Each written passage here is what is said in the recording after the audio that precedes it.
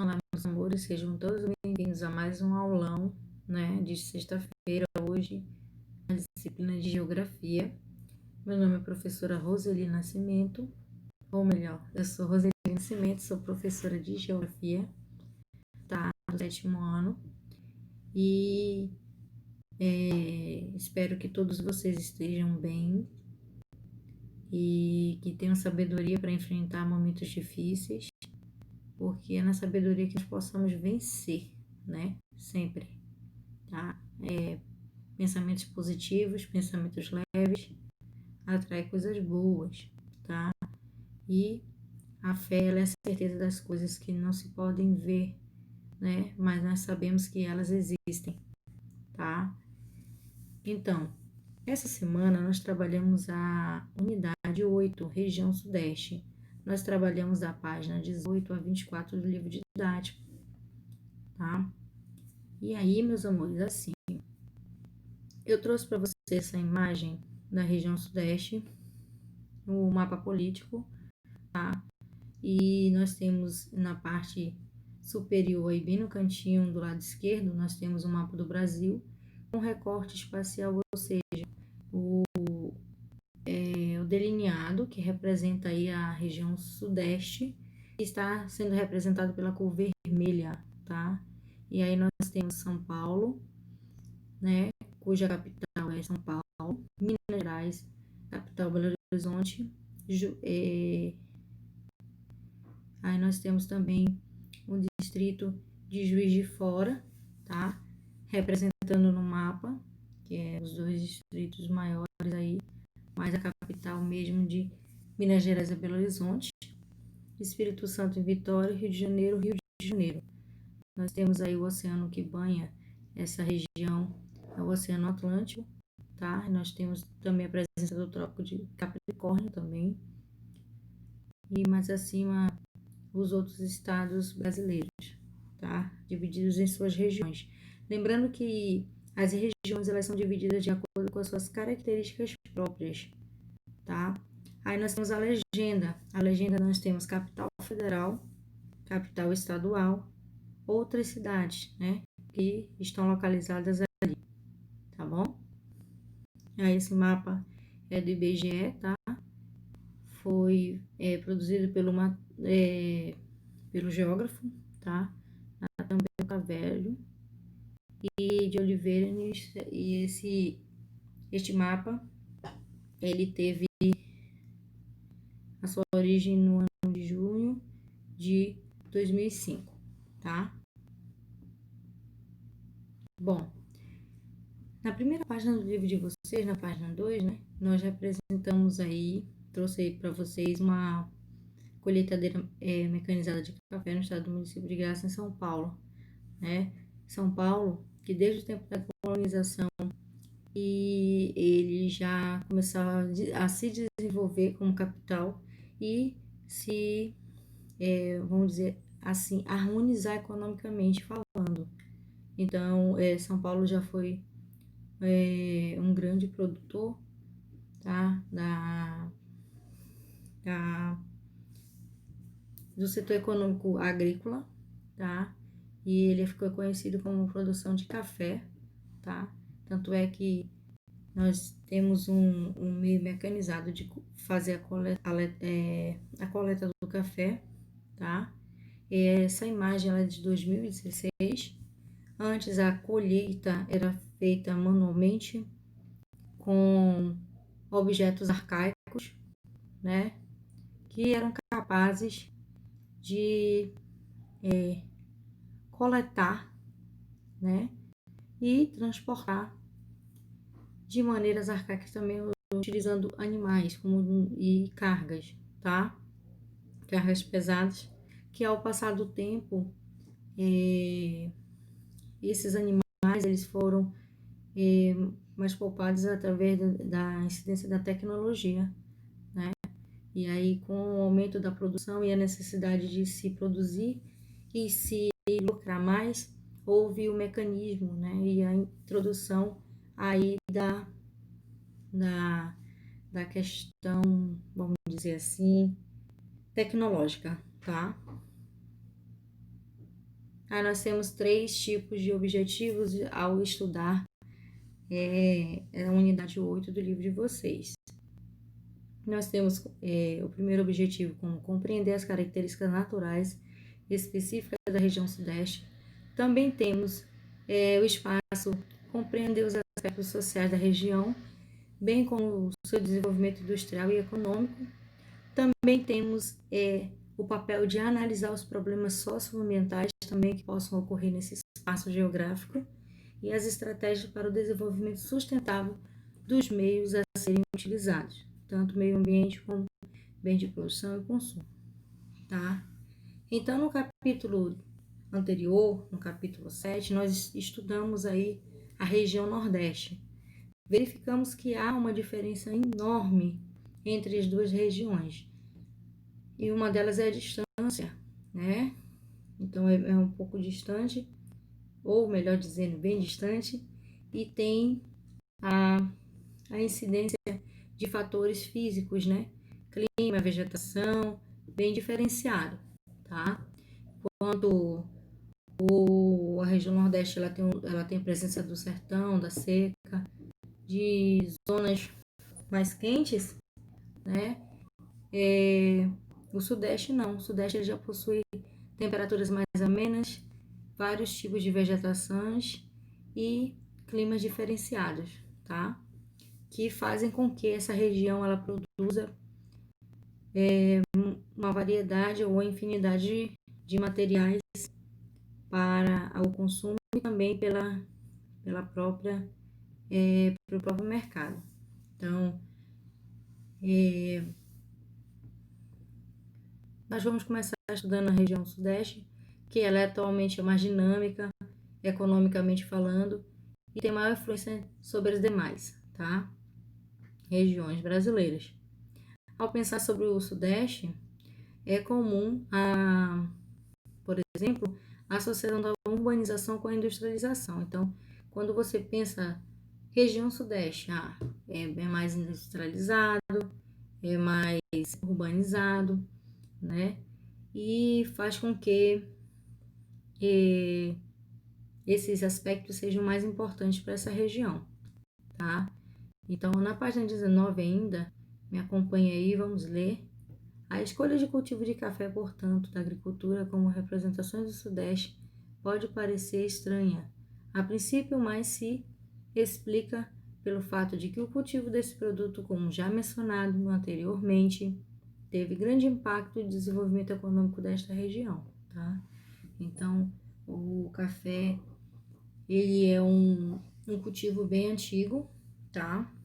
E ao longo da história, a cidade de São Paulo se juntou com Minas Gerais e por questões políticas e econômicas, tá? Sucessão de poder também, houve essa junção de São Paulo com Minas Gerais, formando aí a República do Café com Leite. Você já deve ter estudado esse assunto em história, né? Na disciplina de história com os professores, tá? Só que geografia também pega um pouquinho do apanhado geral aí, tá? De alguns conceitos até de história e também, em alguns casos, em alguns aspectos, com a disciplina de ciências, tá? Então, foi escolhido o café, que naquela época ele tinha alta lucratividade, tá? E começou a se destacar e fazer com que a região sudeste se desenvolvesse rapidamente, tivesse uma economia mais bem diferenciada, tá bom? Bom, nós temos as paisagens naturais, né? A região sudeste compreende um pouco de 924,6 mil quilômetros quadrados de extensão, tá?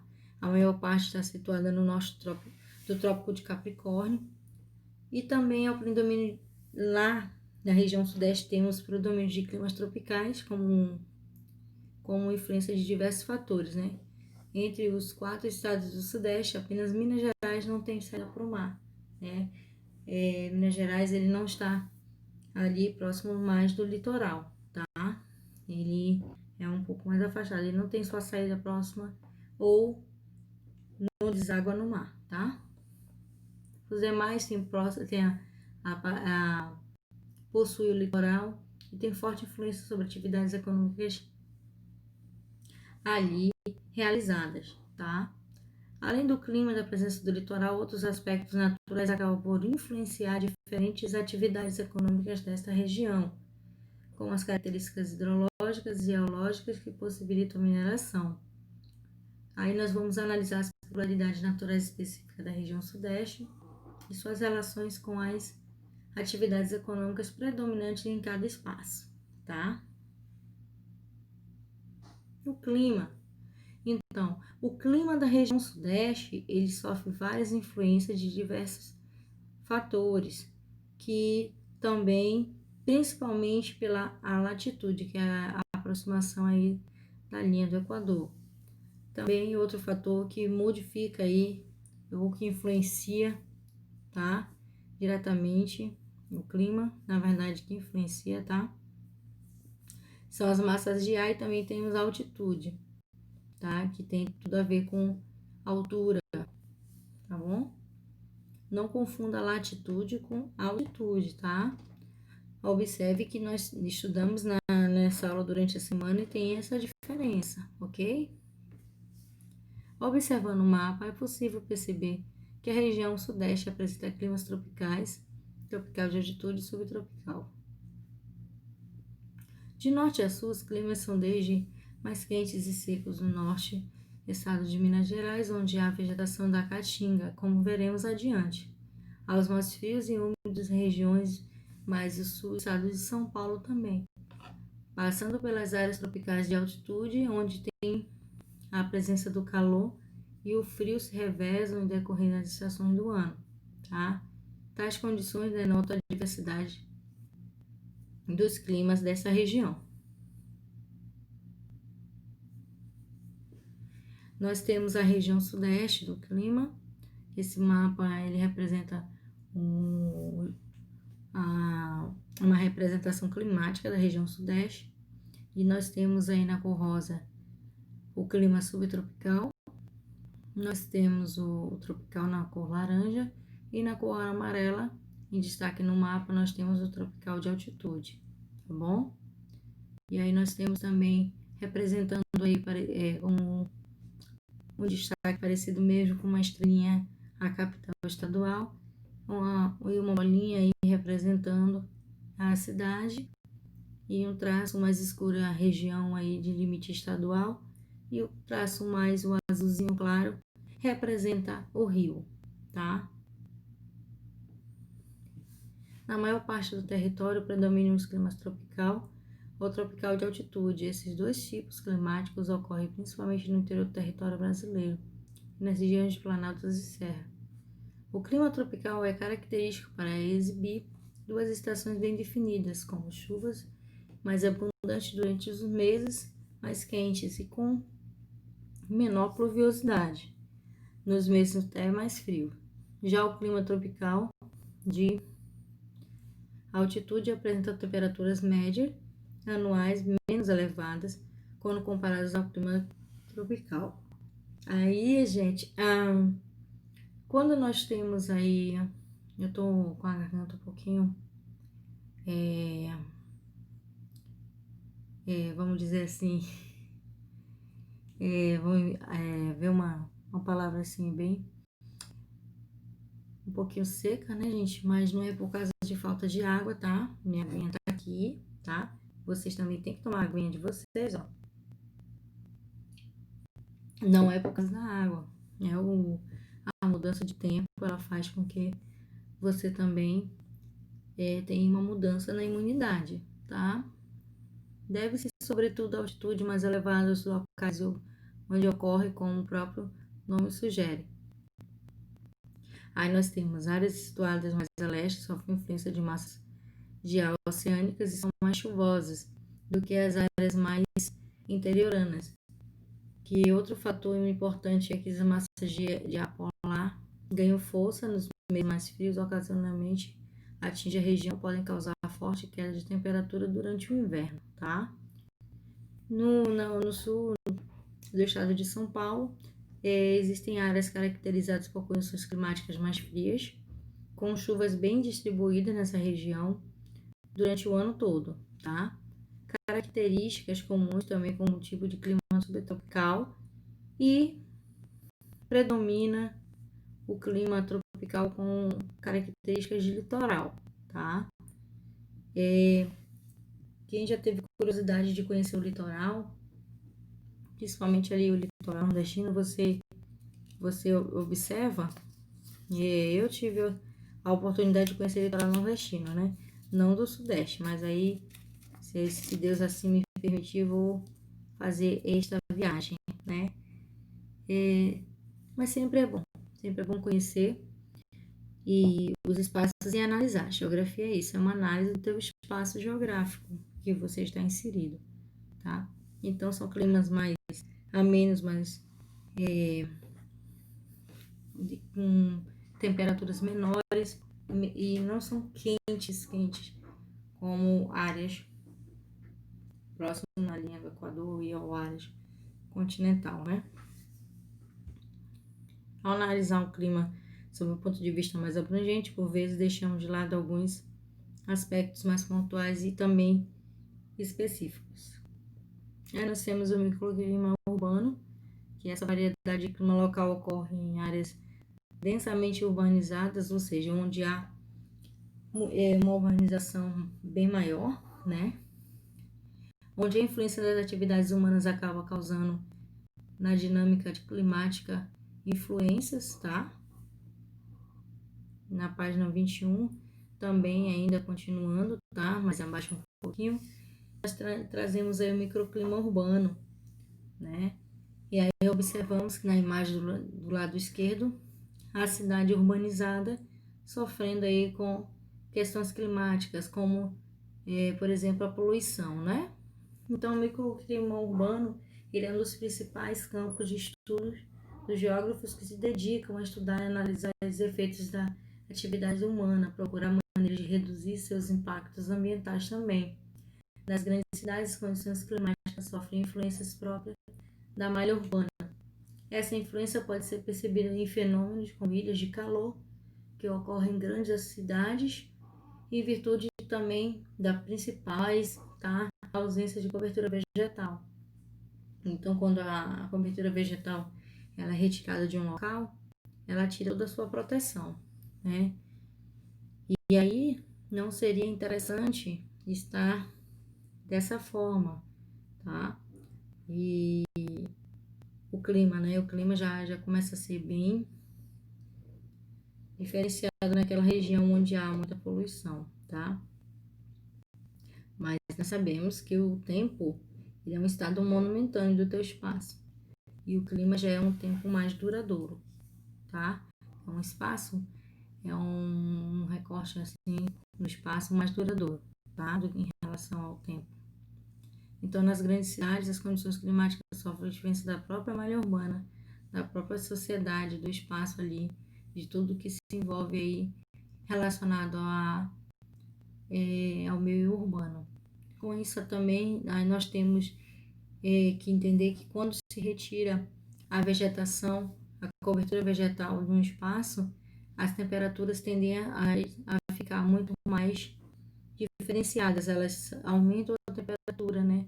Porque as áreas ficam menos arborizadas e menos ventiladas, tá? Aí nós temos a página 21, que é outro fator, né, que influencia o microclima das cidades, é o fenômeno denominado inversão térmica, que pode intensificar a concentração de poluição do ar nas grandes áreas de metrópole e aumenta o conhecido smog, tá? Ou smog, tá? A inversão térmica é um fenômeno geralmente natural, ocorrido nos meios mais frios. Nós temos aí a presença do outono e do inverno, que são os meses mais frios, relacionados à estação do ano, tá? Que faz com que essa camada de ar quente se sobreponha à camada de ar frio, ou uma camada de ar frio superficial, tá? Resultando aí em o ar poluído, ele não vai se elevar. Portanto, também não ocorre uma dispersão da atmosfera, aumentando a concentração de poluição do ar. Esse ar, mesmo carregado, ele está ali presente na atmosfera. Então, a poluição ela vai só aumentando, tá? O termo smoke vem de duas palavras de inglês, no caso, são duas palavras em inglês, smoke e fog. Smoking, ele lembra fumaça e fog lembra neblina, tá? E aí, a neblina ou névoa, ela é contaminada aí no espaço, ela é chamada de poluição. E esse fenômeno ocorre também, principalmente em consequência da queima também de combustíveis dos próprios veículos que estão ali se deslocando ao longo da cidade e emitindo também, a poluição também ela pode ser emitida pelos gases em que as indústrias elas fazem a dispersão, tá? Aí nós temos a vegetação, que são os aliados do clima que ocorrem no sudeste brasileiro, e são diferentes vegetações, de muitas delas fortemente alternadas, aí alteradas também pelas atividades humanas, e nós temos tipo de vegetação original, quando se é modificado pelo homem, e quando o homem faz a modificação, ela já fica a paisagem artificial, tá bom? Ou cultural. Então, as principais formas de vegetação predominantes da região sudeste são as caatingas, cerrado, floresta tropical, vegetação litorânea. Entre alguns pontos surgem vegetações rasteiras, comuns em regiões de solos rasos ou até campos, tá? Que são espaços gigantescos, tá? Além de uma pequena faixa de floresta subtropical no sul de São Paulo, a floresta tropical coincide com a vegetação dos domínios também de mares e morros, que nós vimos anteriormente, né? Na unidade 7. Trata-se de uma vegetação florestal bem densa e fechada, com grandes árvores que ocorrem em regiões de climas mais chuvosos, tá? Nós temos um mapa aí da região sudeste de vegetação, tá? Nós temos a Caatinga, que está na cor marrom. Campos está representando aí pela cor amarelo. Cerrado está representando um salmão, uma cor salmão. Verde representa a floresta subtropical. O cinza está representando floresta tropical e a vegetação litorânea um azul escuro, tá? Então, os cerrados são vegetações que também ocorrem em outras regiões, principalmente aí no centro-oeste. São formados por árvores e também gramíneas, um capim mais baixo que se estende entre árvores, características que coincidem com região de clima tropical, onde a estação chuvosa é outra seca, já que nas regiões litorâneas é possível encontrar os manguezais e também as restingas, nas estreitas planícies litorâneas, tá? Nós temos presença de mangue no cerrado e as planícies litorâneas, tá? Os estados da região sudeste são, por suas vezes, relacionados às áreas de grande devastação ambiental e muitos problemas nesse sentido. Tudo bem? Então, trazendo aqui, no entanto, a despeito de um passado de grande desmatamento, pouca preocupação ambiental, recentemente os estados vêm investindo em conservação, ou seja, por iniciativas governamentais, seja por empresa privada. Mais adiante você pode ver alguns exemplos de unidades de conservação, tanto estadual como privadas aí na região sudeste. Então, a notícia a seguir traz um caso curioso de recuperação ambiental.